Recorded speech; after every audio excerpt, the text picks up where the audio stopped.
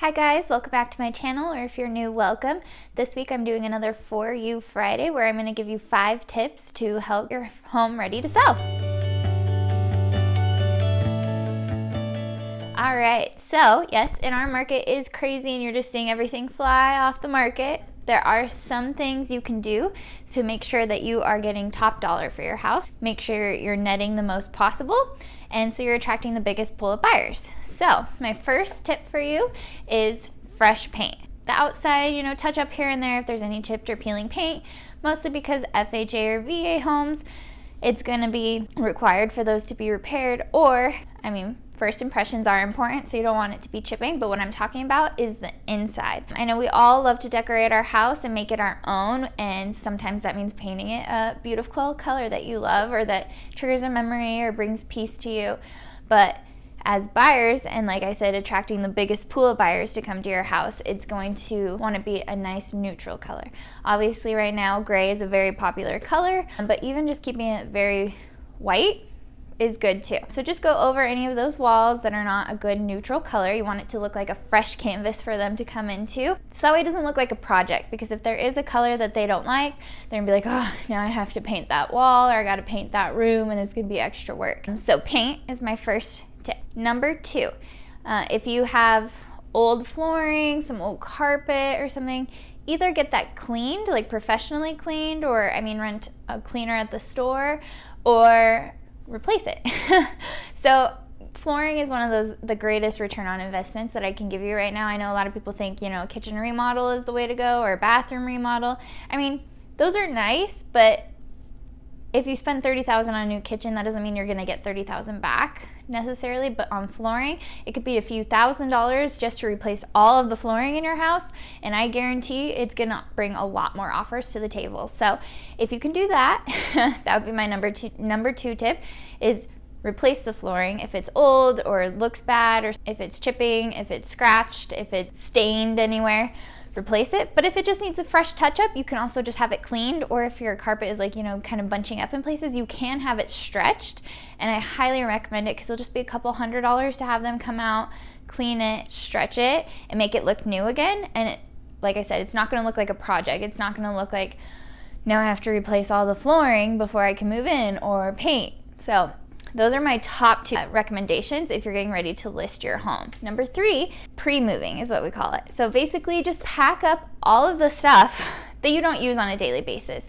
Pack it up, put it in the garage, put it in closets, rent a storage unit if you want to, because you're gonna have to pack these things up anyway, so just do it before you list your house.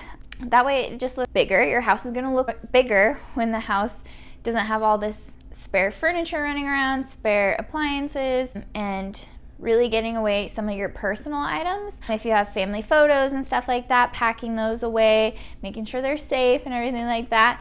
But this way, when buyers walk in, they can really picture their furniture in there, or they can picture their family living in there if they don't see, your family pictures up there. So not that they don't like it, I'm just saying you'll help them envision it as theirs and make them really want it. Number 4, I highly recommend maybe just hiring a cleaning company to come out and do a quick clean. They could clean the carpets and the flooring for you if you already got to do that, but they also can clean the appliances. And honestly, it's just so much work that I don't have to do. Like when we listed our house, I was just like, we moved out before, and so it was vacant, and I had a cleaner come in and clean the windows, clean the blinds, vacuum, clean the carpet. But the best part was cleaning the appliances, because I don't know what they do, but they just get it 10 times cleaner than I ever could. So I recommend cleaning. It's just gonna, like I said, it's just gonna bring more buyers. I know this seems like a little silly in our market. It seems like things are just flying off the shelf, but like I said, the more people you can get in and the more people you can get to fall in love with it, that's how you're gonna get the highest offers, and that's how you're gonna get people to waive inspections and appraisals. So these are just, I know they seem like you don't need to do them right now, but if you just get 1 or 2 offers, it's not gonna give you a whole lot of leverage, or it's not gonna get you a whole lot over asking price. So I would just, and honestly, it saves you time. If you can clean, do it. But like I said, doing that deep cleaning when there's no dusting, cobwebs, the blinds, the windows, like just, I didn't want to do it. So I hired someone. It cost me like $300. I did have a smaller house, but it just was peace of mind for me not having to do it. But deep cleaning, even if it's you doing it, I highly recommend, even if you're still living there. I mean, making sure the showers are clean, the windows, the mirrors, like especially windows, it's gonna bring in that natural light and it's just gonna brighten up the space. So deep cleaning. And last, if you are moving before you're selling and it's vacant, I highly recommend staging. Just because, especially if you have an older house, not necessarily, like it's not in bad shape or anything, but it's older, might have oak cabinets, it's not the white and the gray. Staging can make the world of difference. Like I said, we had a house built in 1961 just a couple weeks ago that original owners, well taken care for. They loved their home. There wasn't anything wrong with it, but it was all original. So 1960s.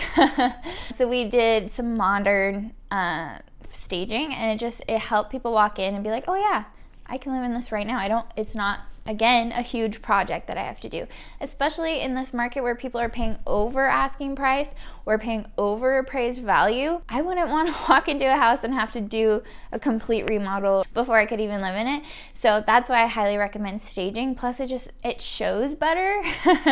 And designers know what they're doing. So like I said, like taking out that extra furniture and stuff like that, it just helps brighten up the space, having more room. But designers have the right pieces. They don't have, the huge sectionals, which are great for families. Love sectionals.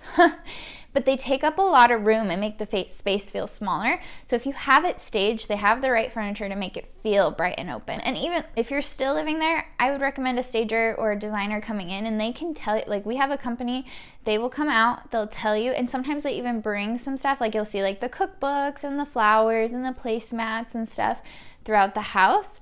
They will do that for you. They'll recommend what you need to take out to make it feel more open, more modern, and more neutral.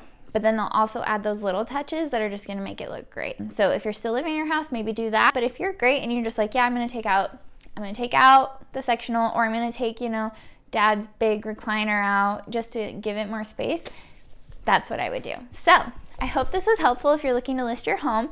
If you'd like a free value on your house, I would love to do a current market analysis for you, completely free, no obligation, and just let you know what you could sell your house for in this market. And if you have any questions, please feel free to reach out to me. And you guys, thanks for tuning in and have a wonderful weekend.